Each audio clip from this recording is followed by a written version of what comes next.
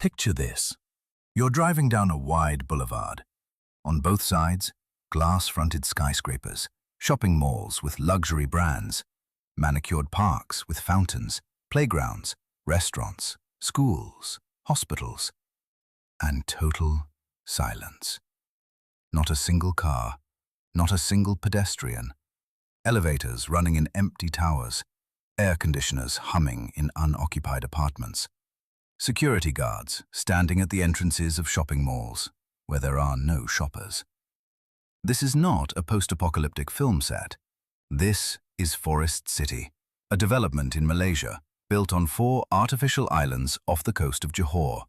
It was designed for 700,000 residents. $100 billion were poured into it.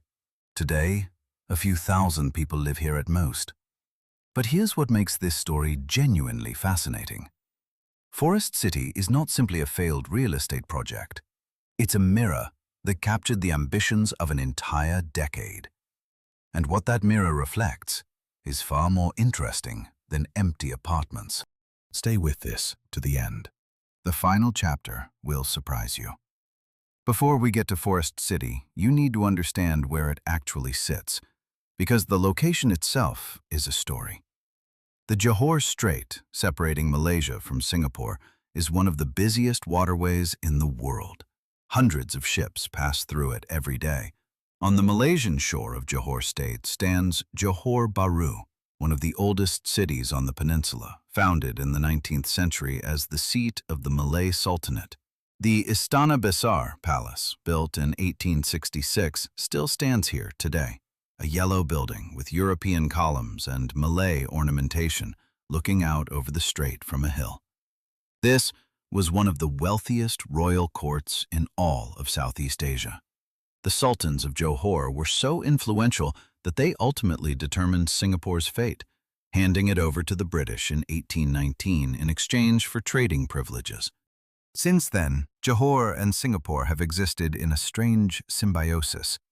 Separated by a strait barely a kilometer wide, connected by 2 bridges, hundreds of thousands of Malaysians cross the border every single day to work in Singapore and back.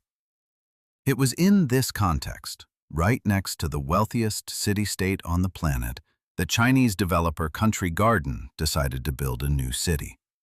The logic seemed airtight. Singapore is overcrowded and eye-wateringly expensive. Just across the water, the same views, the same sun, the same climate. Just cheaper. Much cheaper.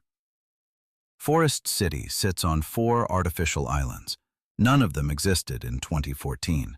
In their place was the shallow water of the Johor Strait, fishing boats, and mangrove forest. Over 3 years, new land was raised from the seafloor, 3,000 hectares of dredged fill. To put that in perspective, it's roughly half the area of Monaco. Except Monaco took several centuries. This took 3 years. The dredging technology is simple to describe and extraordinarily difficult to execute. Suction dredges pull sand from the seabed several kilometers offshore. Pipelines carry that sand to the target location. It's laid down in layers, compacted and reinforced. Then you wait, while the new land settles and stabilizes. Then you build. But here's what didn't make it into the marketing brochures. The mangroves that grew in that shallow water were not simply decorative trees. They were a natural barrier protecting the coastline from storms and erosion, a breeding ground for the fish and marine life that fed local fishing communities. When the islands began to be piled up, the fishermen lost their traditional waters. Country Garden paid compensation. But compensation doesn't give back a way of life that existed here for generations. The fishing villages on the Malaysian shore didn't empty out because people left. They emptied out because there was no longer enough fish. When Forest City went on sale, it was an event. Not a property sale, a spectacle. Country Garden opened hundreds of sales offices across China. Each one featured an enormous scale model of the future city. Miniature skyscrapers, green parks, blue water surrounding the islands. Buyers were shown videos, happy families on balconies overlooking the sea. yachts at private marinas, rooftop pools.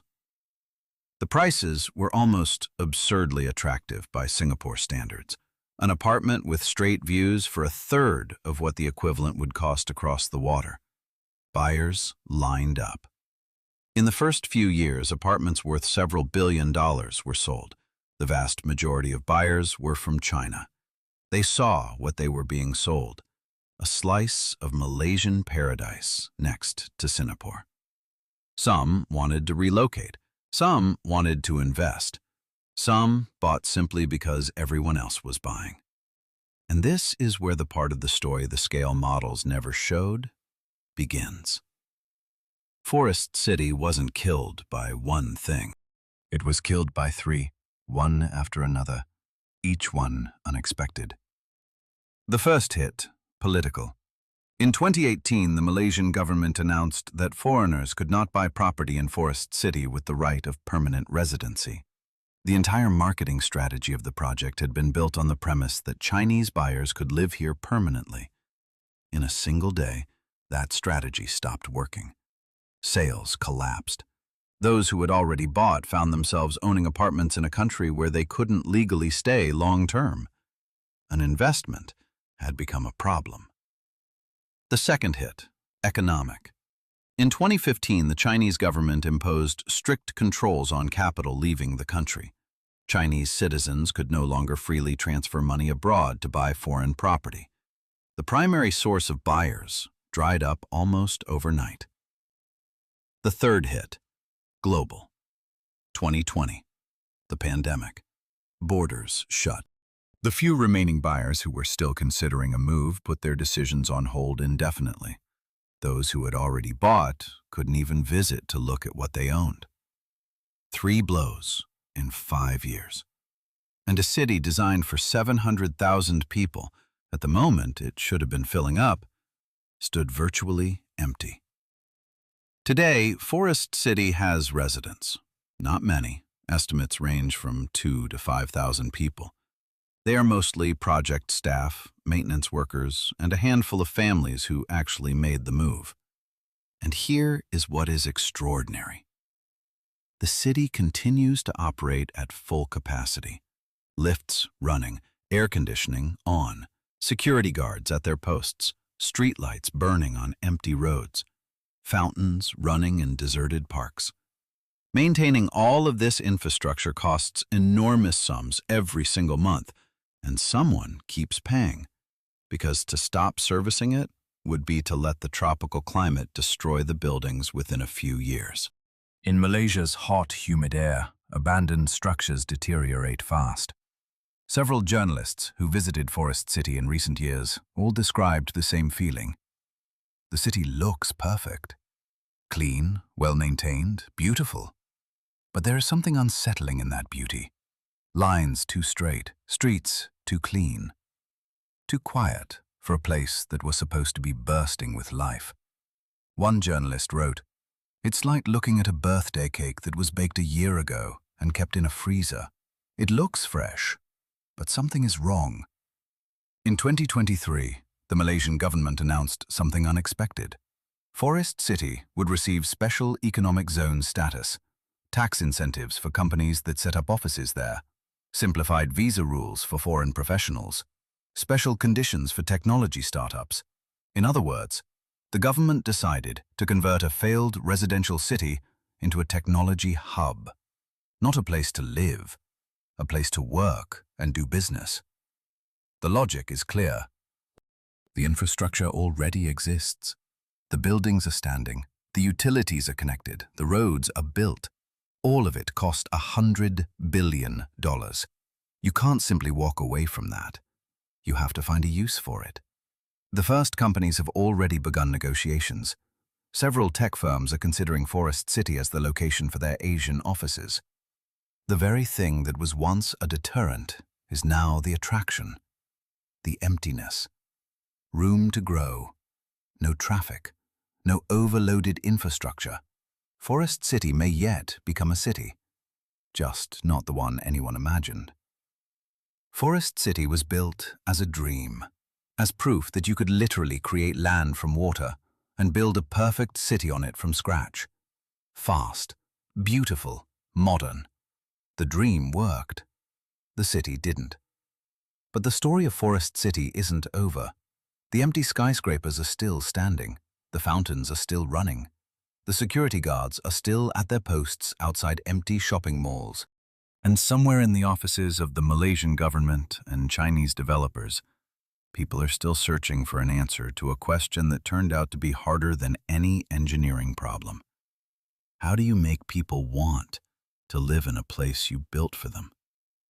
You can dredge up islands. You can build skyscrapers. You can lay roads and run elevators.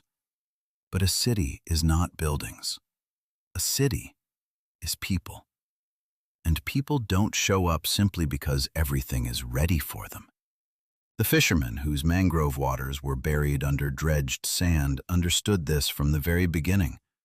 The sea doesn't ask whether it's ready to accept new land. It just keeps doing what it has always done, wearing down the shoreline, taking back what was taken from it.